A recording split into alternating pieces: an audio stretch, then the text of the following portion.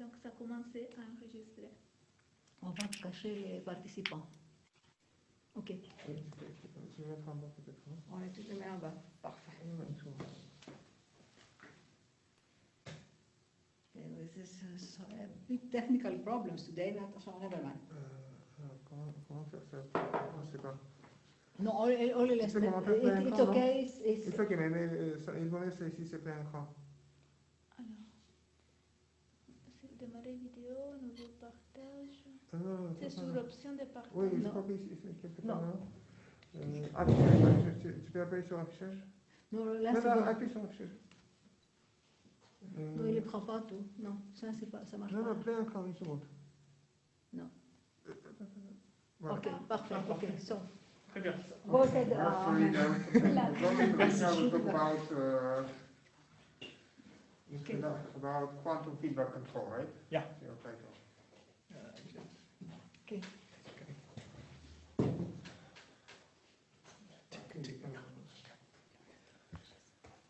So, hello everybody, can you hear me? So we can't listen to feedback. Okay, so. Hello. Yeah. Yeah. Okay. Okay. Perfect. Okay. So, thanks, Wolfgang and Loha and Arman organized this McGill mathematical CY-McGill mathematical physical weekly seminar. We apologize for the technical problem, but it's the first time. It's the first time. So today I will introduce my PhD results on the introduction to the quantum feedback control.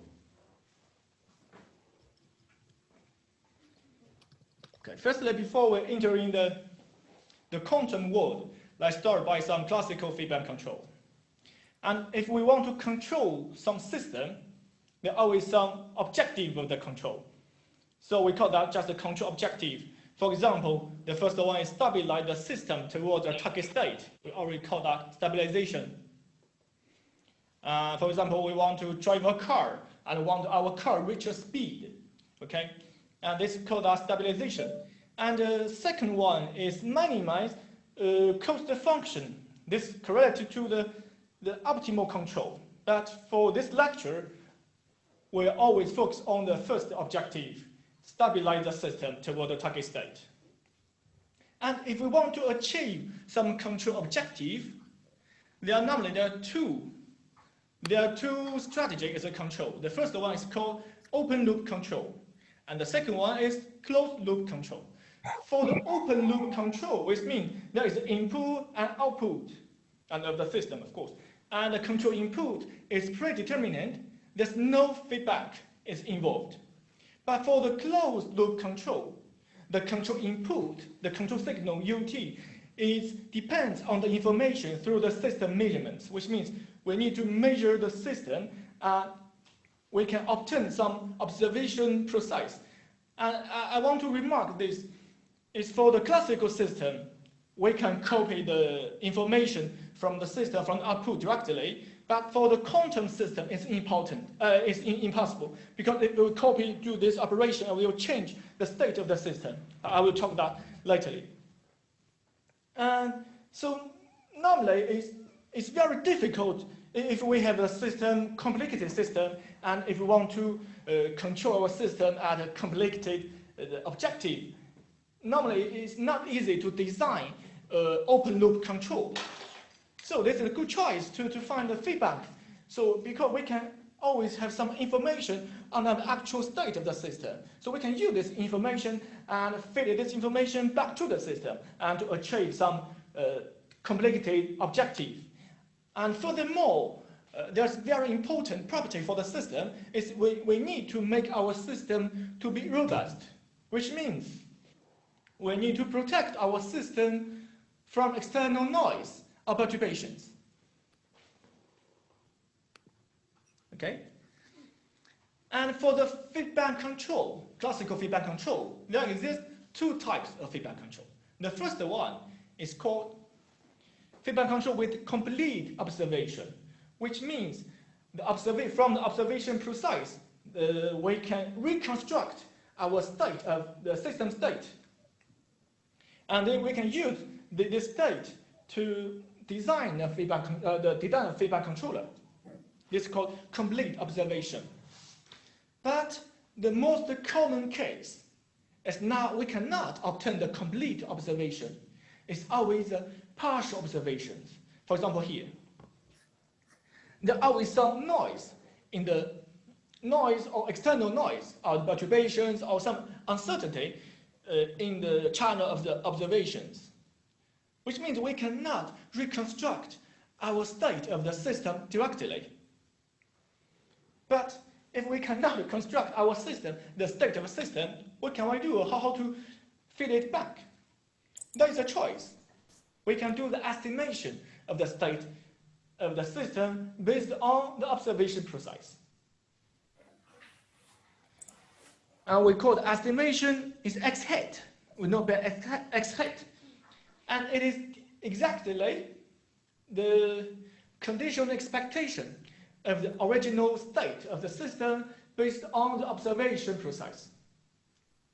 And this is called MMSE, is minimum mean squared error.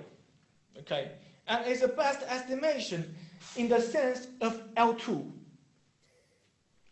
And in the common case, just the estimation of the state maybe is not so interesting for us. The most interesting thing is we want to estimate some candidate of the state, which means some function of the state of the system. And if our function is a linear function, it's easy to treat. It's just the best estimation of the linear function.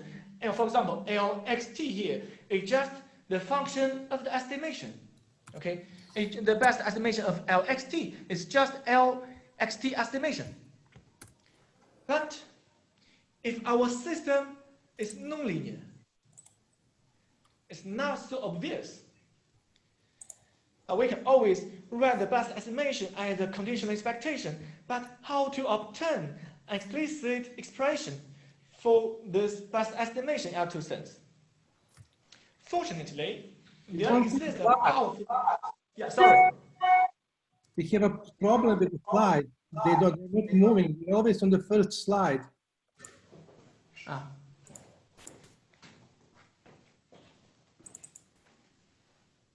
Is it okay now? Is it okay now? No, I'm still on the first slide. I don't see anything, and it seems other people too, unless we have to move the slides. Are you still in the first slide? Yeah. I mean, it seems to be the case for everybody. Are you still in the first slide? So everybody's on the first slide, yeah? Yeah, on the first slide too. Continue like this. No, Yeah, but it doesn't work. Yeah, but it doesn't work there.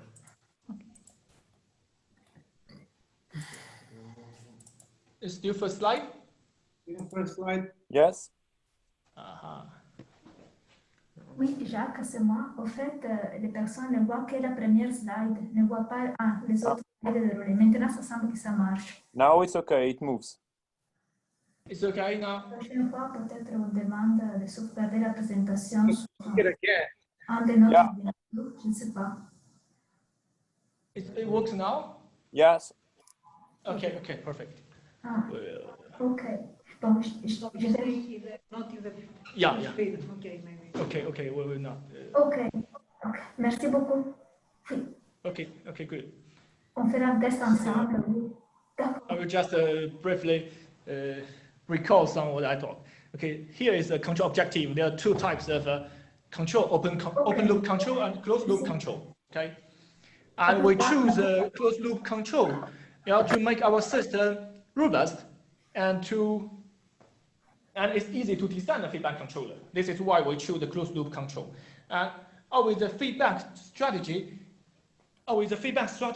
is a good candidate for the control. Okay, and here for the feedback control there is two strategies. The first one is called complete, the feedback control with the complete observations, which means we can reconstruct all the information of the system by the observation process.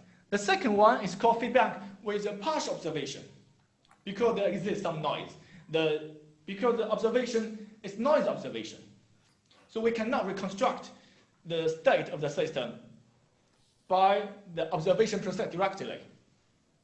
And what we can do now is to do the estimation. Okay? If we just want to estimate the state of the system, it's easy. We can just use the conditional expectation. Okay?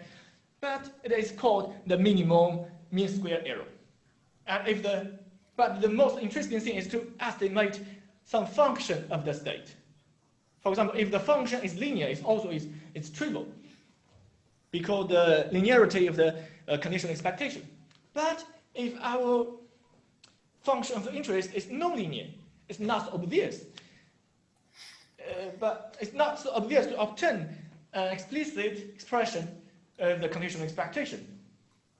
But fortunately, there exist some powerful tools in the signal processing or the stochastic control theory or in the telecommunications. It is called stochastic filtering theory.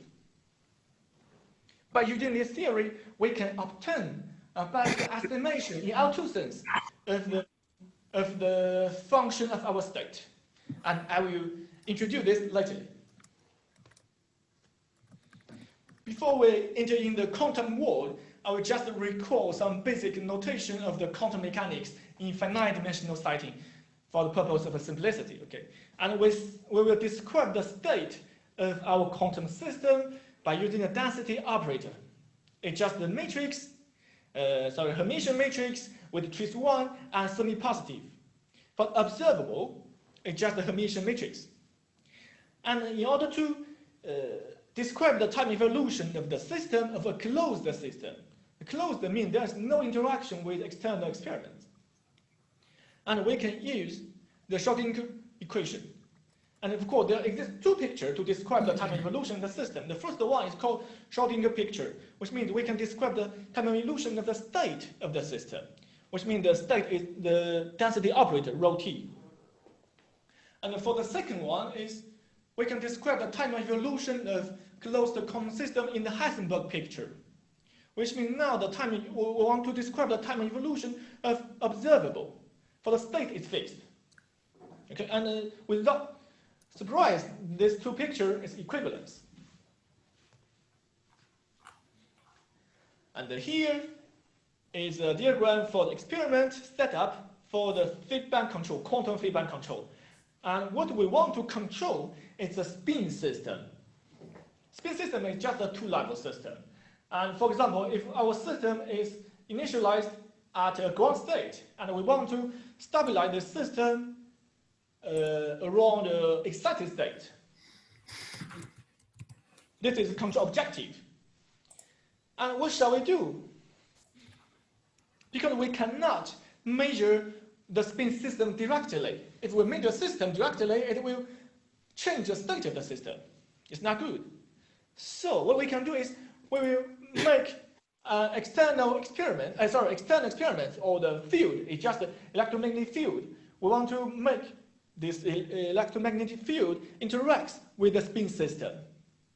If there exists interaction, which means in the field contains some information of our spin system. And next, we just need to measure the field, and we can obtain some information of our spin system. Okay? And we will measure the field by the homodyne detection. And in this lecture, we will always focus on the homodyne detection. And the output of the homodyne detector is some signal. Some people call that the current, the photon current. And we can process this current in the filter by using some filtering algorithm. And we can reconstruct an estimation of the state of the spin system, the system of interest. And next, by using computer, we can design some function of this state, which is called control input, which is our controller. And we will make this controller on this magnetic coils, and we will use this magnetic coils to change the state of our spin system. Okay, and this is the experiment set up for our feedback control of the spin system. But in order to study this system rigorously, we need to face several problems. The first one is how to model a system field interaction. And the second one is how to model the continuous measurement of the field. And the third one is how to estimate the state of the system, the spin system, for example, based on the measurement. And for the first three questions, I will answer you maybe in the first three lectures. And in this lecture today, I will try to answer the first two questions by some physical arguments. Maybe it's not so mathematically rigorous, but the philosophy behind this treatment is very important. And for the fourth one, I will introduce how to design. For the first problem is how to design a feedback controller to achieve a control goals. For example, here in this lecture, we'll focus on the stabilization of a target state. In the rest of the course, I will show you some previous results and newest results. Okay, in this course today, I will try to introduce the input-output model proposed by the Gardiner and colleagues, some physicists. And this model is very important because it can connect the classical control theory with the quantum system. Normally, quantum system, we don't know what is input, what is output. But this model give us some ideas on what is input, what is output. And next, I will introduce the classical filtering theory. Because the basic idea is the same behind the classical filtering theory and quantum filtering theory. The objective is always to design optimal estimation of the actual state of the system.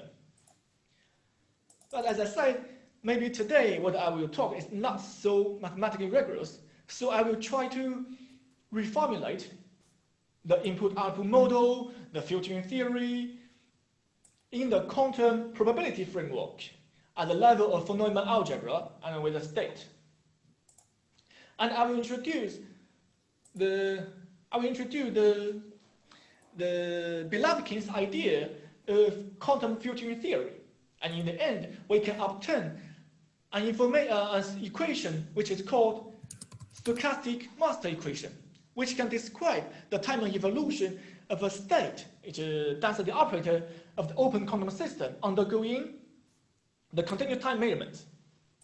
And of course, if our system of interest is finite dimensional, the stochastic master equation is just a matrix valued stochastic differential equation in Ito's form.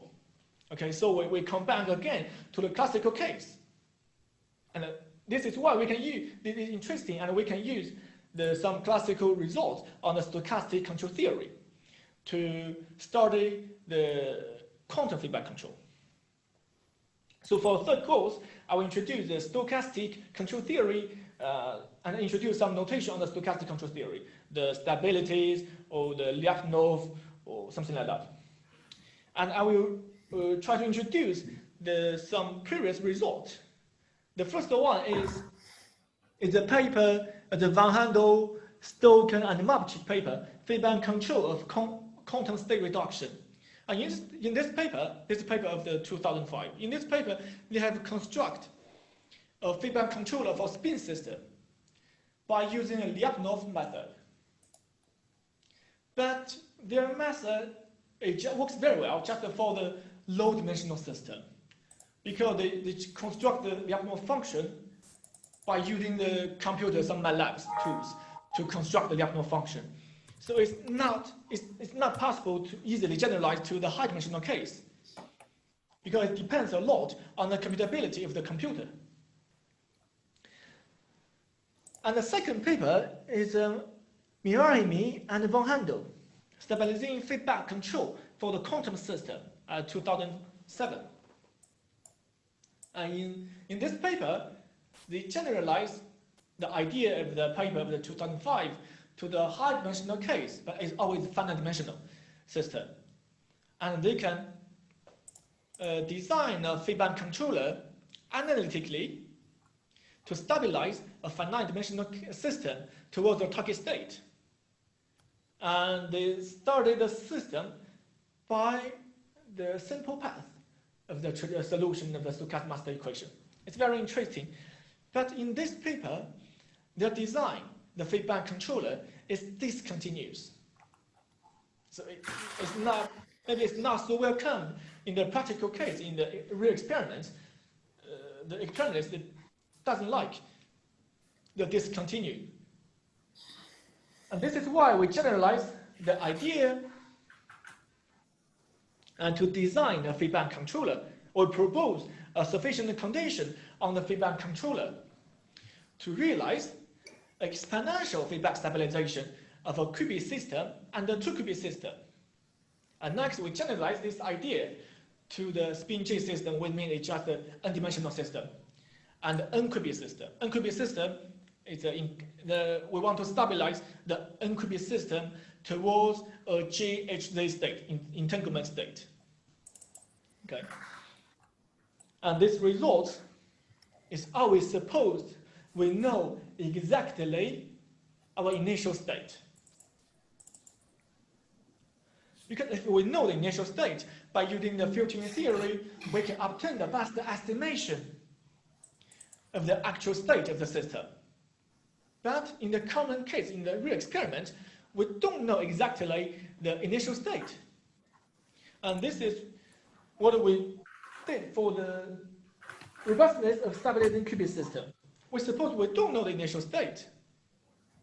We don't know the initial state, which means we cannot obtain the best estimation of the state of the system directly. But what we want to do, we want to find the sufficient condition on the feedback controller. Now the feedback controller is a function of the estimation. We want to show that the estimation and the real state will converge asymptotically. And this is also the topic of the story is called stability of the filter. And next, we generalize this idea to the n-dimensional case. And this is robustness of stabilizing spin-J system with unknown initial state. And in this case, we also have go further, because we suppose maybe there exists some physical parameters we cannot know the exact value. And we suppose if in our filter there exists some errors, for these physical parameters, and we can also find the sufficient conditions on the feedback control on its function to make our system converge exponentially, the real actual system converge exponentially to target state. Okay, for the last one, in the last course, I want to talk something about the insufficient computing power. As I talked, in order to output is always a state feedback, which means we want to estimate the state of the system based on observations using the filtering theory. If we obtain this estimation, in order to obtain this estimation, we need to calculate an integral. The stochastic integral and integral, if we are in the high-dimensional system, it's not easy to calculate this integral directly by the classical computer, because our system is a quantum. It's quantum, and measurement power is quantum. But for the filter, we use the classical computer to calculate the feedback controller. So which means if we have the measurement, observation precise at time t, but after we calculate we use the computer, calculate the controllers, calculate the integral, and we obtain some value for the input, some scalar value for the input. Maybe we have already reached at the time t plus s. which means there exists some delay. So this is what we want to deal with. If there exists some delay between the control input and the system, does the system still stable? This is an interesting question. And I will show you some result on this part.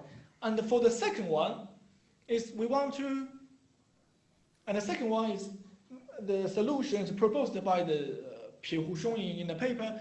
They try to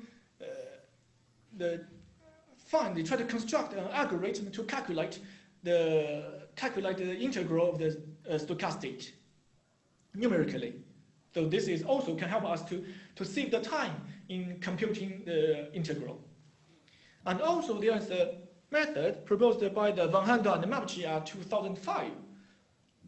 They try to, for our filter, quantum filter, we can obtain estimation is always in the same space, in the same Hilbert space, okay. But the method of Van Handel and Mapchi, they try to construct a projection filter, which means they try to approximate they try to find an estimation in a low-dimensional space. And this also can help us to save the time to do the calculation if we're in the lower dimensional space. And there is also a solution to treat this problem proposed by the Weismann. Because what we do is always state feedback control. We want to construct an estimation of the state. Because if we want to construct the estimation state, we need to calculate the integral. But the idea of Weismann is they can fit the output, the observation process directly in the system. They can save a lot of time. And also there's some useful results on this topic provided by the Pierre Houchon, Alain Saclet, and their students. And I will introduce these results in the last course. We'll discuss something about on the insufficient computing power. Okay, let me introduce a brief history on the quantum feedback control. The Belavkin, there's a Russian-British mathematician, Belavkin. In 1970s, he proposed a quantum analog of the stochastic control theory. Because the Belavkin, in fact, is a student of Cergy, the famous control theorist and the probabilist. So Belavkin have transformed his idea on the stochastic control theory to the quantum case and obtain a lot of results, and also derive the quantum filtering theory. But Belavkin's paper, the too many notations and definitions, it is not easy to follow this paper. So maybe at that moment, it's not very famous in the physics domain. In 1984, Wilson and Parthasarathi, HP, there are two mathematicians, proposed the famous paper, Quantum Ito's Formula and Stochastic Evolution. And they try to study the time evolution of the open quantum system in the framework of quantum probability space and rigorously. And also proposed the quantum Ito's formula, which is very close to the Ito formula, which can help us easily to calculate the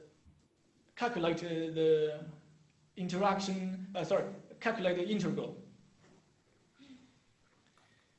But what they did is also there not major connection with the classical control theory.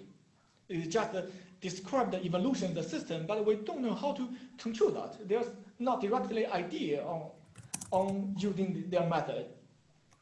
And at 1985, the two physicists, Gardiner and Kulik, proposed the quantum analog of input-output model for the open quantum system undergoing a continuous time measurement.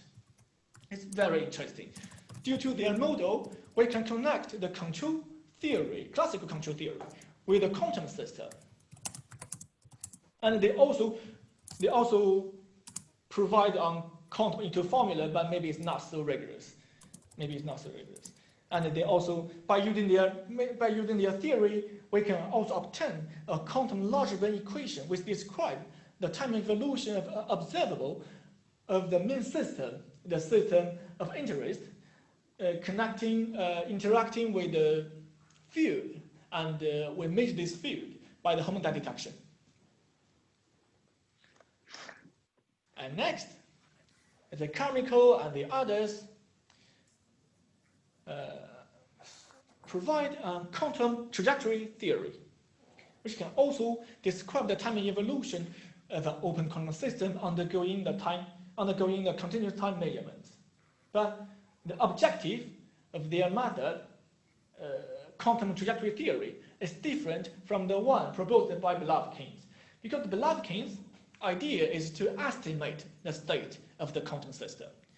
But the one of the quantum trajectory theory is to simulate the state. So it's different, but I think for the control theorist, the Langevin's idea is more familiar with the control theorist because we can put it feedback. We can put it into the feedback. As I said, Langevin's work is not easy to follow that paper. I have tried to read his paper, but unfortunately, it's not easy to read his paper. Until the Luc Bourdin, Van Handel, and May James, in 2007, they write a paper, An Introduction to Quantum Filtering. They try to translate the work of Langevin's, and by using the HP, the Wilson, Parthas, quantum stochastic calculus, and quantum into formula, in the Gardiner-Corlett, the quantum analog of input-output model, and they try to translate the work of Langevin's in an acceptable language for the control theorists and engineers. And of course, if we talk the quantum feedback control, we cannot avoid two names: Sexia Hosch and David Whelan. They got the Nobel Prize in the physics in 2012 because of their contribution in the experiment of the control theory, the quantum control theory. Okay, let's start by the open quantum system and input-output model. I need to remark again, today when we talk, maybe it's not so rigorous, but the philosophy behind their treatment is very interesting. And in order to study the open quantum system, means there is a system, the quantum system, that exists in interaction with the environment. And for the quantum system,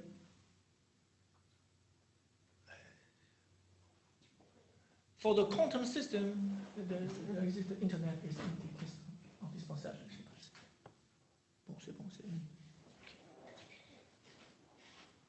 For the open quantum system, which means the system... This is a spy. It's a spy, okay. Which means the open quantum system, which means there exists a system of interest and interacting with the environment. And we denote the state of our quantum system by the rho S system S, okay?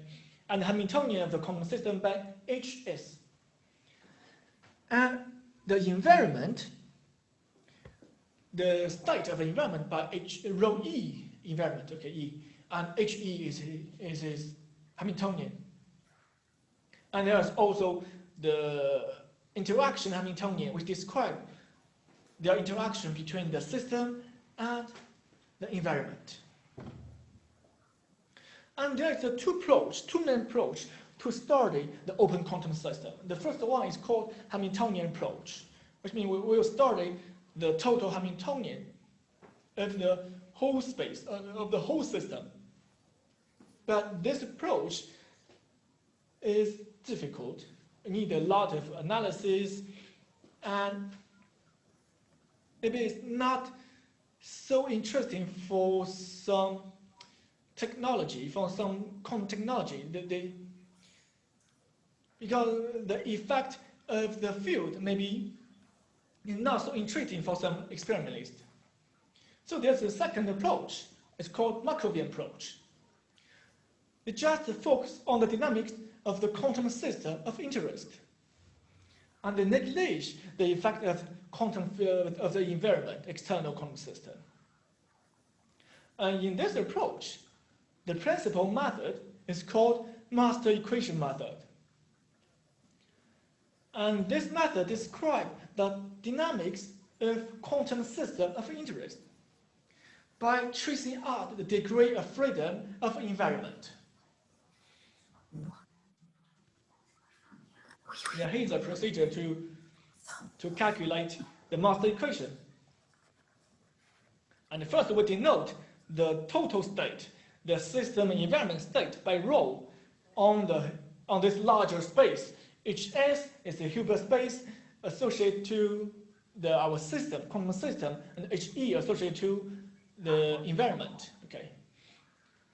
And in order to trace out the degrees of freedom of environment, we need to introduce a mathematical tool, is partial trace. This is the definition of the partial trace. And so if we have the total state, rho, and in order to reconstruct the marginal quantum state, we just calculate the partial trace on the total state. And in order to obtain an explicit expression of the marginal quantum state, we need to add some condition or some assumptions. The first one, we suppose initial state is uncorrelated, which means we can write the total state in the tensor product form. Okay? And now, as I said, for the closed quantum system, we can describe the time of evolution by the Schrödinger picture, by the Schrödinger equation in the Schrödinger picture. And here, we can consider the total system, our system and the environment, the larger system as a closed system. So we can obtain the time of evolution. Yeah. So we can obtain the time of evolution. We can obtain the time of evolution of the total state. Okay, and the U here is just a unitary operator for the total on the total space. And the time evolution of the quantum state can be calculated by just applying the partial trace on the total state. And of course, if we want to obtain an explicit expression of this master equation, we need to add another approximation, which is called Born-Markov approximation. Born is a Born approximation, which means we suppose the interaction between the quantum system and the environment is weak coupling. And for the Markov approximation, which means the environment has short memory. Okay. And then we can obtain our master equation. And this differential in this differential form. And the L is the Lindblad generator. And I will don't show the details of how to obtain this equation. And we can find this. We can find all of this in this book, in the book of Weisman and Melbourne, in the chapter 3. Okay. So as I said, for the master equation, can help us to describe the dynamics of quantum system, open quantum system. But what we did is we tracing out the degree of freedom of the experiment. But at the development of quantum technology and the quantum sensors, and right now we have some control objective, more precise. We want to achieve some precise goals. So right now we cannot just neglect the effect of the field, the experiment. And this is why it's interesting. It's a reason for this, for the providing the input-output model. They can allow us to calculate the output of the system, the open control system, the whole system. And this model can connect the field and a continuous measurement. And here we just consider a very simple case. There is an atom, and there is the single electromagnetic field. The input is the electromagnetic field without interaction with the atom. And output is after the interaction. It's called output field, okay? And in order to describe this model, we need to firstly describe the field. And heuristically, we can consider the electromagnetic field as a collection of quantum harmonic oscillators. And the quantum harmonic oscillators can be characterized by the annihilation operator B omega and the creation operators B omega star. The omega corresponds to the frequency, corresponds to the mode of the harmonic oscillators. Okay. And for these two operators, satisfy the CCR, these two equalities. And the Hamiltonian of harmonic oscillators is given by this expression, omega, B omega star and B omega. And the field, the Hamiltonian of the field is described by this integral. So from this integral, we can see that the electromagnetic field is exactly a collection of the quantum harmonic oscillators. Okay.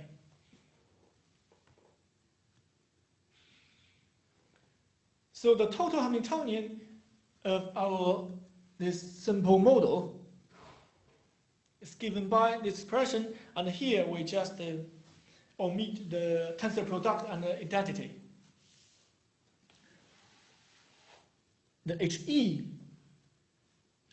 represents the Hamiltonian of the field, and HS is the Hamiltonian of the system, and HI is the interaction Hamiltonian, which obtained by applying the rotating wave approximation.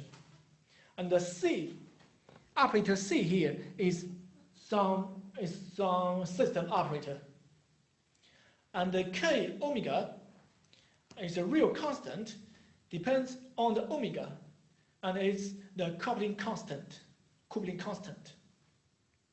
So the time evolution of the BW in the Heisenberg picture can be described by this function, okay? And we can easily calculate this function. Sorry, you see, here I don't write the HS because HS are the Hamiltonian commutative, so the 0. And then we can obtain the solution. We can resolve the equation, obtain the solution of this equation by this function.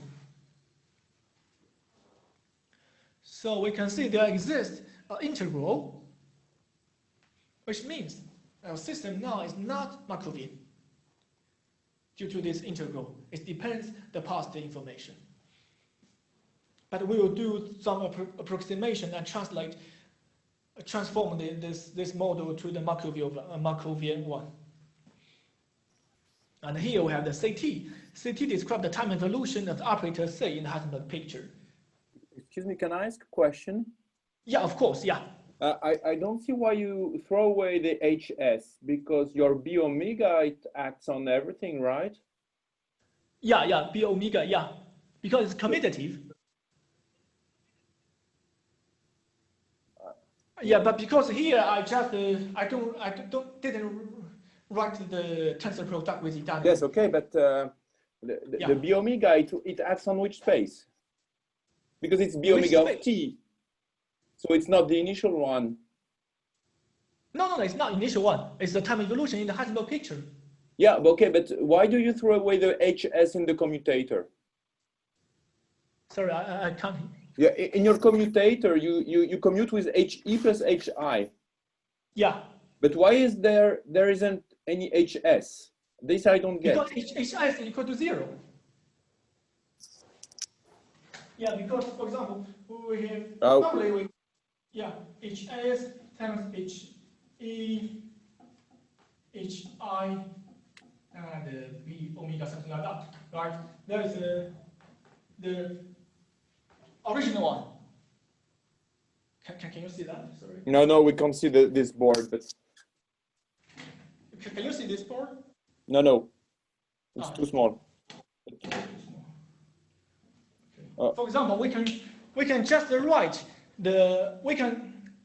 normally in the commutator we can have the HS, HE, and HI. Yes. With normally like that, right? Yeah. And HIs, as I said, we have omit. I have omitted the tensor product with identity. That's okay. Right? Yeah. So the HS is always is the operator on the space of Hilbert space HS. Sure. And if we tensor product with identity, yes, something like that. But for the B omega, I've also omitted the identity. Normally, it's like identity tensor product with B. Yeah. Okay, but for the initial one, but once you evolve, it is not only on HE alone. On the right hand side, you get a C of T which acts on HS, right?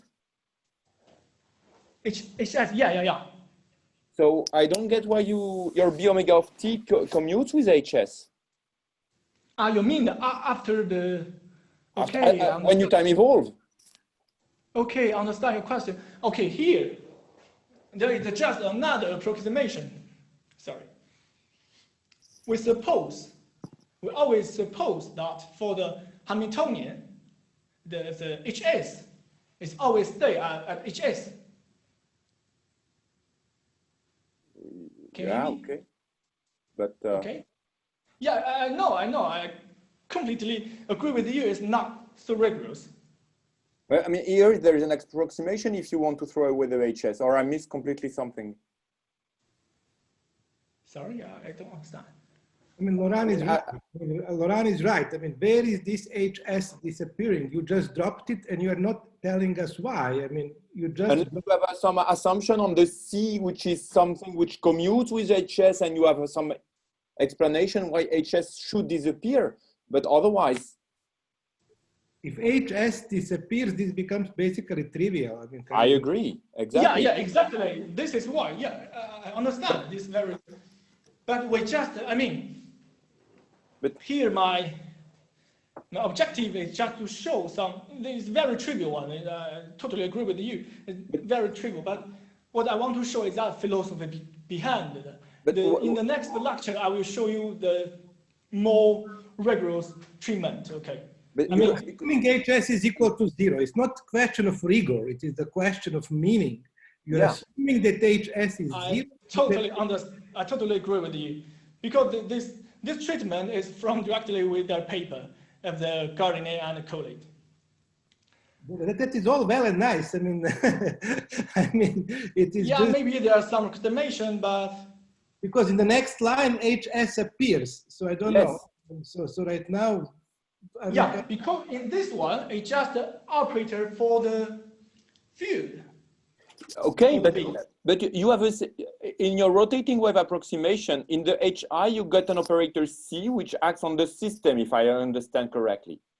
Exactly. And then on your equation for the equation for B omega T, you get a C of T. In what? Just above your not Markovian, which is in red. Just above, you get a C of T.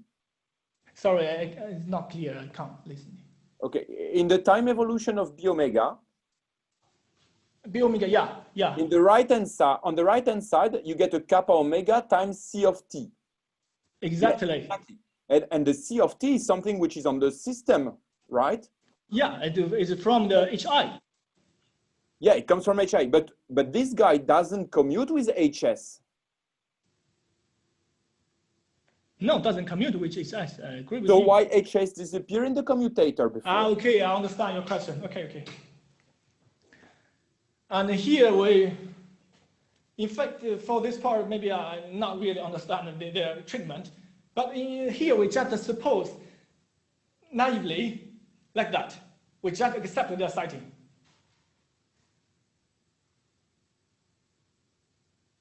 Which means if we calculate, yeah, in fact, you're right. Yeah, maybe we can discuss this later. Okay. You're right. You're totally right. Basically, it doesn't make sense. I mean, your middle line just does not make sense. I mean, kind of, it is just the way it is. Kind of, you know, if you drop HS, this becomes completely trivial and completely uninteresting. And so basically, you didn't pay attention to what you were writing. So, okay, so let us continue then with the third line, because we can see, I mean, it just doesn't make sense. Okay. Yeah, I totally concur with you. There, it's right. There exists something in some information, the system in this operator of the B. Which is just wrong. I mean, kind of, let's face it, it's just wrong. So kind but of. you will have the same issue in the third line.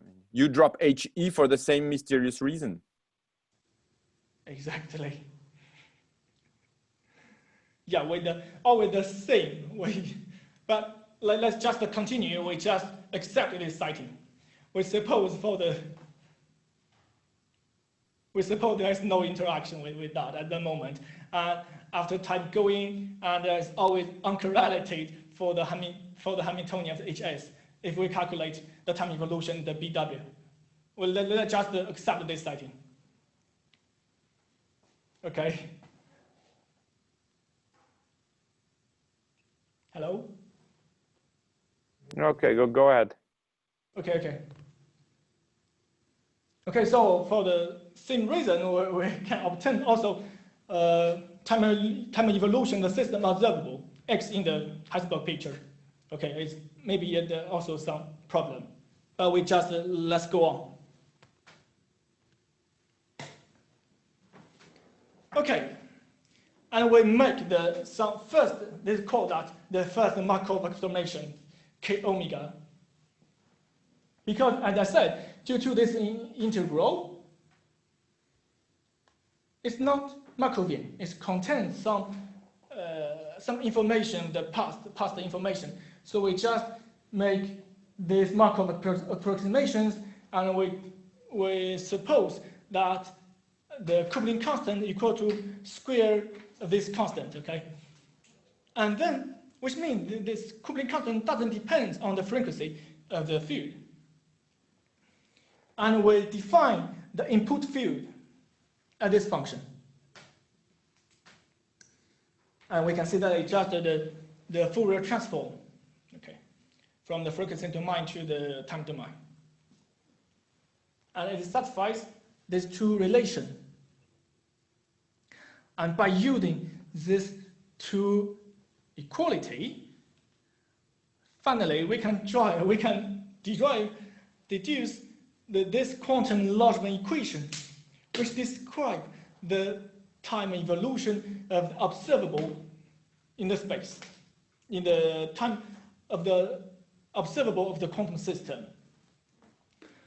And there's also appear the some the B in and B in star appears here, which means that in this equation it contains some information of the field. And we continue to define the output field by the B out. And we can obtain, just by this equation, by the solution of the B, we can obtain the output field. Finally, we can obtain the relation between the B out and the B in. Also, we can see that B out contains some information on the system, the quantum system. And next, if we continue to calculate, if we suppose our field is initialized at the vacuum state, and we can reconstruct the master equation by the quantum Langevin equation. in the vacuum state. By using this property in the vacuum state, we can see that xt and yt, the two quadrature, is like the white noise in some sense. Okay. Here is the expectation, and we can also have xt we can calculate by this one. Okay, and we can have the xt xs, just like this is the Dirac operator. And next, we just calculate the average in the vacuum state. And we can obtain a reduced quantum logical equation described by the xt bar. And once again, by using the equivalence between the Heisenberg picture and the Schrödinger picture, we can obtain the master equation, okay, in the Lindblad generator form. Very nice. Here, finally, let's just accept the sighting, and we can obtain a system observation model. If we measure the field, output field, by the homodyne detection, the output observation process is given by this equation. And the B out times B out star. So we have the time evolution with observable is given by this quantum logical equation, and the observation process is given by this equation.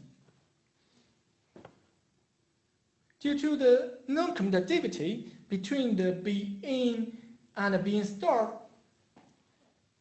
it's obvious we cannot reconstruct the state of the system directly by using the observations. So this is why it's very close to the classical partial observations. This is why this model is closer to the classical model of the feedback control with the partial information. And what we need to do for this system is, based on this information of the observations, to reconstruct the best estimation of the state of the system. So this is why what we want to do in the next lecture, I want to introduce the quantum probability theory, and we need to define the quantum probability space and conditional expectation and the quantum stochastic process. And based on this framework, we can study the quantum filtering theory, which can give an explicit expression of the best estimation of the state. And also, if our quantum system is finite dimensional, we can obtain a stochastic master equation, just a value, matrix the value stochastic differential equation. But before we start the quantum filtering theory, I just talk something on the classical nonlinear filtering theory. The idea behind the quantum filtering theory and the classical one is exactly the same. We will use the conditional expectation by the Bayes formula to define the best estimation of the state based on the observations.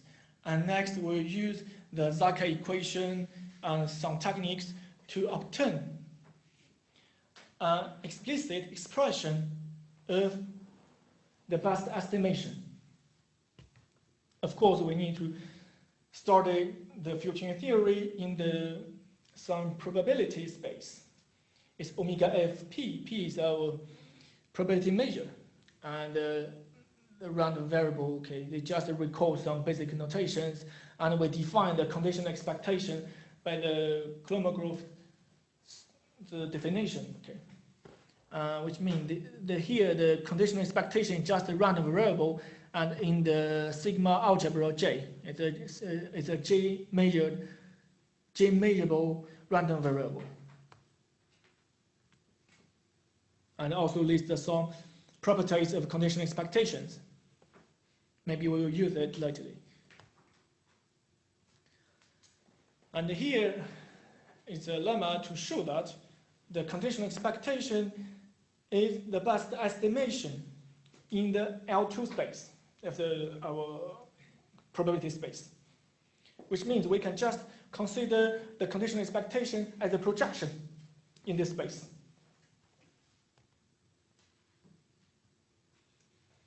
And here is the biggest formula. It can help us to to calculate the conditional expectation by change the measure. Okay. And we can define a new measure Q. Q is the P. The original measure P is absolutely continued with respect to the new measure Q. And here M is defined by the dp over dq. It's just the random nickel-dime derivative. Okay. And we can obtain this equality, the P almost surely. It's just the base formula, but we will use it later to calculate the explicit expression. And also, I recall the definition of Brownian motion because it's very crucial in the later calculation. There's just the two important property is the Brownian motion WT has an independent increments, and if for the n-dimensional Brownian motions, for each interest is independent. Here is the Ito formula, which can help us to calculate the derivative, the stochastic derivative. Okay. Now let's start by the classical nonlinear filtering theory. Suppose we have all this system observations model. Let's just consider a very simple model. The system is described by the stochastic differential equation. And the observations is a partial, of course, it's the partial observations, also by another stochastic differential equation. And then the initial state x0 is f0 measurable. Suppose f0 measurable is a random variable, and ft is a sigma algebra of the Ws and Bs. Ws and Bs are two independent Brownian motions. And we also suppose our function BCH are bounded and the Lipschitz continuous mapping. Our objective is to describe the optimal estimation of the function f and a function f in the L2 sense of the original fxt based on observations up to time t. And we denote the sigma algebra of the observation up to time t by the fty.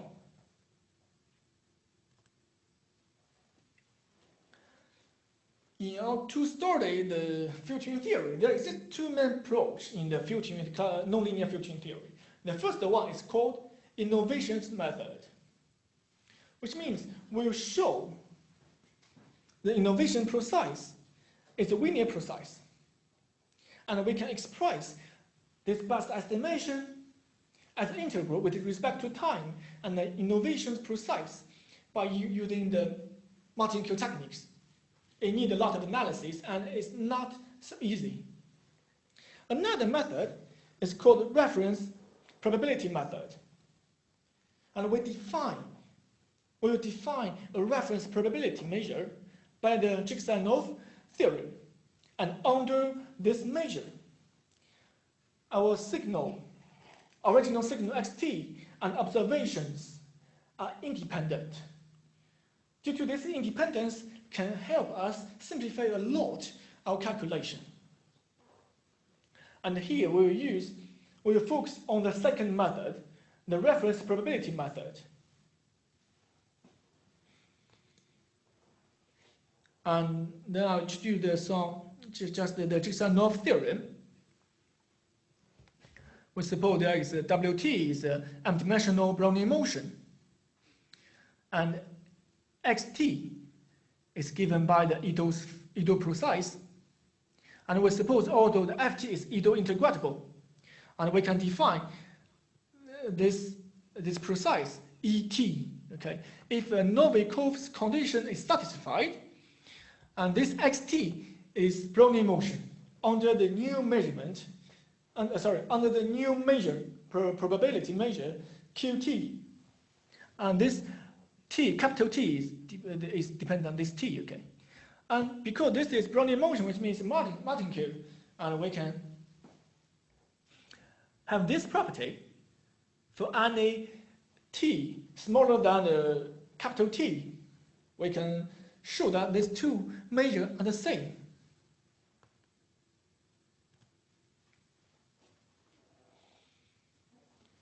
And then we define, in order to define a new probability measure, qt here, firstly we construct the et by this expression. And we define also the mt is just the 1 over et. And we can define the new probability measure by this expression. And next, we just apply the Jesselnoff theorem on this yt, okay, the capital yt. The wt is a Brownian motion, appear in the equation of the dynamics of the state of variables, and the yt is observations. And by using the Jesselnoff theorem, we can see that, we can obtain that this is the yt, capital yt, is just a two-dimensional Brownian motions under the qt, under the new measurement. Okay. And as I said, the calculation of the Brownian motion, the wt, yt, are independent one-dimensional Brownian motion. And of course, due to they have the independent increment, so they're independent with x0, because x0 belongs to the f0. Okay. And next, the best estimation of the function f fxt is given by this Kalin-Pierce-Stribel formula. In fact, it's just the base formula. It's just the base formula. Okay. And we can obtain this equation by defining these two equations, these two formulas. We call the sigma tf is unnormalized filter, and the pi tf is the optimal filter. And next, we will firstly give an explicit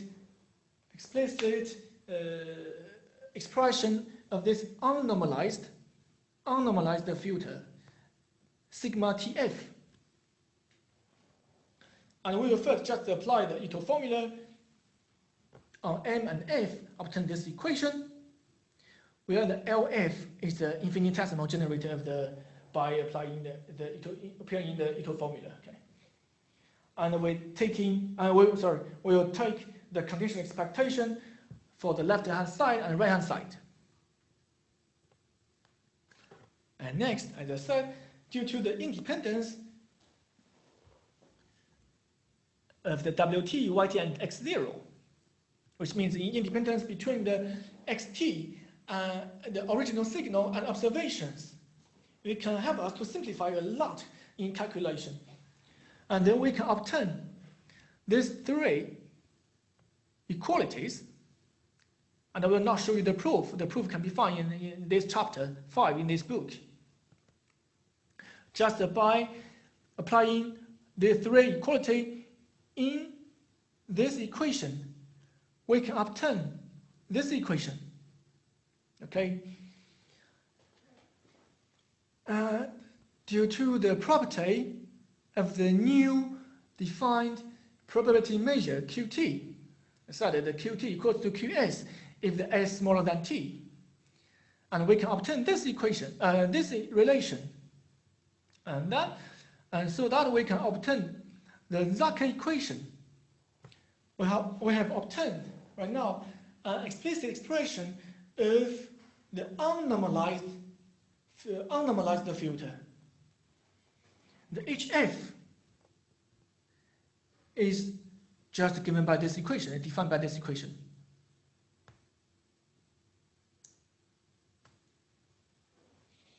And next is to, if we have already the expression of the unnormalized filter, what we need to do is just calculate by the Ito formula, and we can obtain the expression of best estimation, the pi TF.